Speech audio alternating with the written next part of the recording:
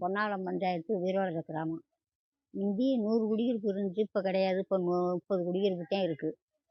ஆக வந்து இப்போ எங்கள் அப்பா பேர் முத்தையா, எங்கள் அம்மா பேர் கருப்பாயி, என் பேர் வள்ளி, அவர் எங்கள் வீட்டுக்காரர் பேர் முனியாண்டி. என் மகன் இங்கே 2 பேர், இங்கே ஒரு மகன் இருக்குது, சிவசங்காயில் ஒரு மகன் இருக்குது. அவங்களோட தனித்தனியாக இருக்காங்க. நானே எங்கள் அம்மாவை வச்சு பார்த்துக்கிட்டு இருக்கேன். எங்கள் அம்மாவுக்கு 100 வயசு, எனக்கு 80 வயசு. நான் எங்கள் அம்மாவை வச்சு நான் தான் பராமரித்து பார்த்துக்கிட்டு இருக்கேன். நானும் எங்கள் அம்மாவும் இருக்கோம்.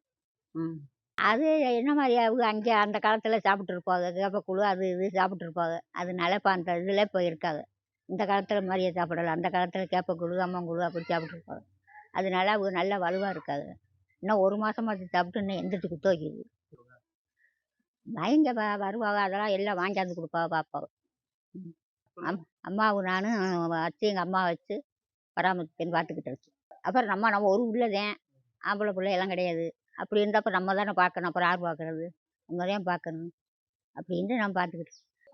இன்னைக்கு 100 வயசுங்கிறது வந்து பெரிய ஒரு விஷயமா பார்க்க வேண்டியதா இருக்கு. அப்படின்னு பார்த்தோம்னா எங்க பாட்டி வந்து 100 வயசுக்கு மேல தாண்டி போய்கிட்டு இருக்காங்க.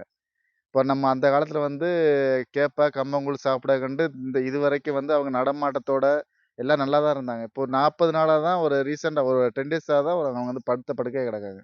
இல்ல நல்லா தான் இருந்தாங்க. இப்போ நம்ம வந்து சாப்பிட்றோம் ஃபாஸ்ட் ஃபுட்டு, புரோட்டா என்னென்னமோ சாப்பிட்றோம், வைக்கிறோம். ஆனா நம்மளுக்கு இந்த காலு, பக்கவாதம், சுகரு என்னென்னமோ வருது. அவங்க இதுவரைக்கும் எதுவுமே வராம நிம்மதியா இருக்காங்கன்னா, அந்த காலத்து உணவு, பாரம்பரியம், அதோட இதுதான் அடிப்படை தான் எங்க குடும்பத்தோட வரலாறா, எங்க கிராமத்தோட பெருமையா இருக்கு. இப்ப எங்க அப்பத்தாவுக்கு வந்து 80 வயசாயிருச்சு. அவங்களோட அம்மாவ வந்து அவங்க பாதுகாத்துக்கிட்டு இருக்காங்க. இப்ப நாங்க எங்களோட வாழ்க்கைக்கு வந்து கூட்டு குடும்பமா தான் நாங்க இன்னமும் இருக்கோம். ஆனா எங்களோட குடும்பத்துக்கு அவங்களுக்கு செட் ஆகல. அவங்க வந்து தனியா அவங்க ஒரு கேப்பையோ, கூழோ சாப்பிட்டு அவங்க இருந்துர்றாங்க. நம்ம குடுக்குற சாப்பாடு அவங்களுக்கு செட் ஆக மாட்டேங்குது. அதனால வந்து அவங்க தனிமைய விரும்பி நாங்க சமைச்சு சாப்பிட்டுக்கிட்டு நாங்க நிம்மதியா இருக்கோம் அப்படின்னு சொல்லி அவங்க அவங்க வயச பார்த்துக்கிட்டு அவங்க சாப்பாடு இது பண்ணிட்டு அவங்க நிம்மதியா இருக்காங்க. இப்ப 80 வயசு எங்க அப்பத்தா வந்து 100 வயசு எங்க பாட்டிய பார்த்துக்கிறதுங்கிறது வந்து எங்களோட குடும்பத்தோட ஒரு வரலாறு. இது அடையாளம்.